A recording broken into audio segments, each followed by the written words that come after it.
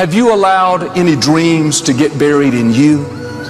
At one time, you believed you could do something great. I do not believe that any of us have dreams that were not given to us for the purpose of accomplishing those particular dreams. All of us have things that we're believing for, something that we want to accomplish. Deep down, we know it's a part of our destiny. We can feel it so strongly. But then we hit some setbacks. We didn't get the promotion. The medical report wasn't good. Or a relationship didn't work out. Life has a way of pushing our dreams down. They can become buried under discouragement, buried under past mistakes. It's easy to settle for mediocrity even though we have all this potential buried on the inside. What did you used to be excited about? Now you think it's been too long, it's too big, it's not possible. You don't think you could write the book, finish school, see a marriage restored, start the business, no, get your passion back. You have not missed your opportunity. You have not had too many bad breaks. You're not lacking.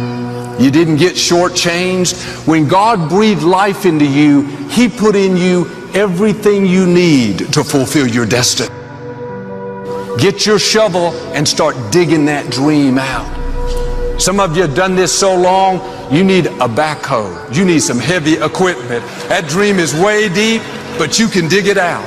You can bring it back to life. It starts in our thinking, in what you're believing, in what you're saying. No more, it's never going to happen. I'll never break this addiction. I'll never live in a nice house. I'll never finish college. See, sometimes we can't say, I can do that. But what we can say, that it's possible that I can have my dream.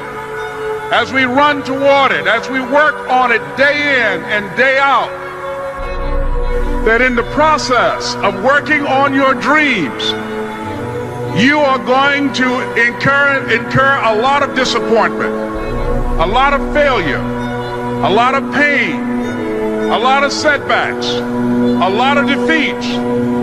But in the process of doing that, you will discover some things about yourself that you don't know right now. What you will realize is that you have greatness within you.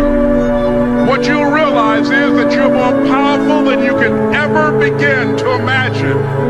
What you will realize is that you are greater than your circumstances, that you don't have to go through life being a victim. It's possible for you to live your dream. It's necessary that you associate with winners, that you work your system, that you are relentless, that you never give up. It's you. You've got to take personal responsibility. You've got to make it your personal business to make it happen. And you've got to resolve within yourself that I can do this, that it's hard, but you've got to say, I'm the one. When you have a dream, you're going to have some detractors. People will get jealous, try to make you look bad, try to talk you out of it. Say things like, you really think you can get that promotion? You don't have the experience, the talent. I don't think so. Let that go in one ear and out the other. People don't determine your destiny. I say this respectfully, but sometimes your relatives won't celebrate you. Sometimes the people closest to you will be the least supportive. Don't get distracted fighting battles that don't matter. Trying to prove to them who you are, trying to convince them how they should be for you. You don't need their approval. What stirs them up is the fact that you're moving forward, pursuing your destiny.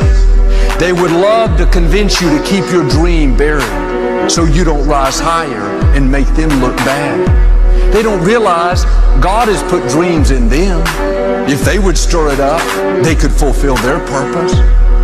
Successful people, people that have a dream, don't waste their valuable time looking at what everybody else is doing. They're too busy focused on what God has put in their own heart. Bottom line, the enemy targets people who have a dream. He'll use opposition, discouragement, delays, jealousy, everything he can to try to convince you to bury that dream. If you're going to reach your highest potential, you have to make up your mind that you are in it for the long haul. You're not going to let people talk you out of it. Circumstances discourage you. Delays cause you to give up. Critical people cause you to get distracted. You're going to stay focused on your goal.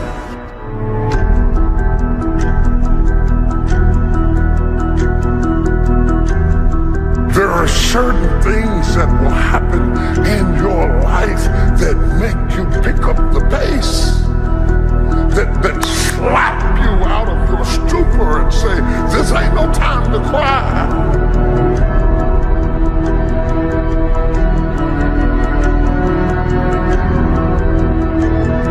Because success is never an accident, and if you don't want it, get out of my way.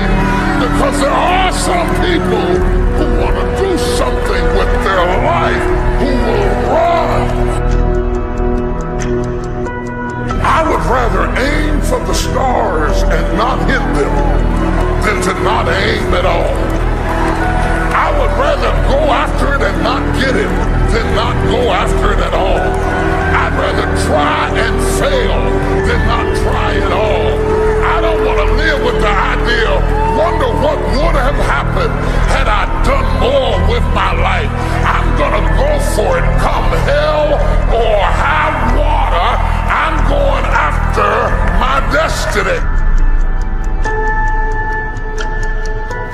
Because there are some things in your life that will make you run. If you run after your destiny, you will automatically distance yourself from your history.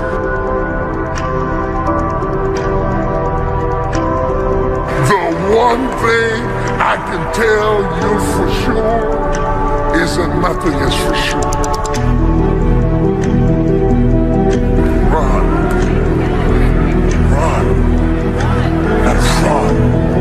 You gotta run after your destiny. You gotta run after it. You gotta run after your destiny. You gotta run after your destiny. You gotta run after your destiny. You gotta run after your destiny. You gotta run after it. You gotta run. I'm getting ready to run.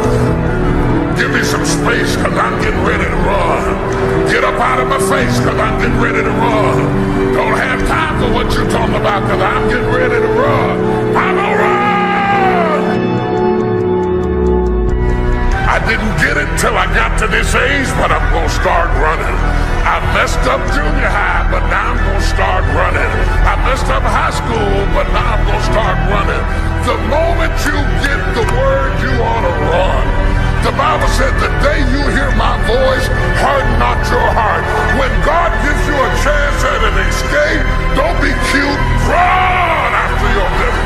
My God, run! Run! Do y'all hear me? Run! Run after your destiny. Run after it! Run after it! Run! Don't be ashamed! Run! You gotta run after your destiny. You can't stroll after your destiny.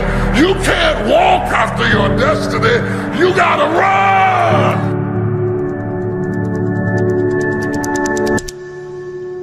How you give your life, to give the best that you have, to give love, to give encouragement, to give help, to give support. If that's what your life is about, whatever you put out here, ladies and gentlemen, I guarantee you it's going to come back.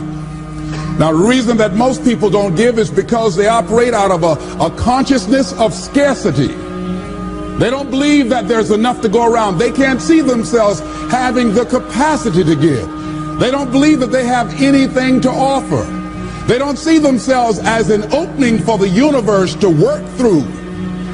So if you begin to look at this new era that we're in, begin to see yourself as an opening for the universe to move through, to work through, to make a difference in life. See yourself being used by life to improve the quality of life, to expand and to grow.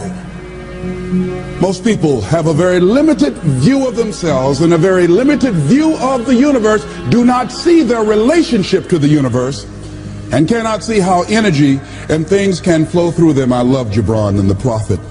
Then said a rich man, speak to us of giving, and he answered, you give but little when you give of your possessions, but it's when you give of yourself that you truly give. Gibran goes on to say, there are those who give little of the much which they have, and they give it for recognition, and their hidden desire makes their gifts unwholesome. And we know people who give only to be recognized. I love that old saying, judge a man not by what he does, but by that he doesn't have to do. And to judge the true quality of a man is what do you do when nobody's looking. Gibran goes on to say something else important. He says, and there are those who have little and give it all. These are the believers in life and the bounty of life.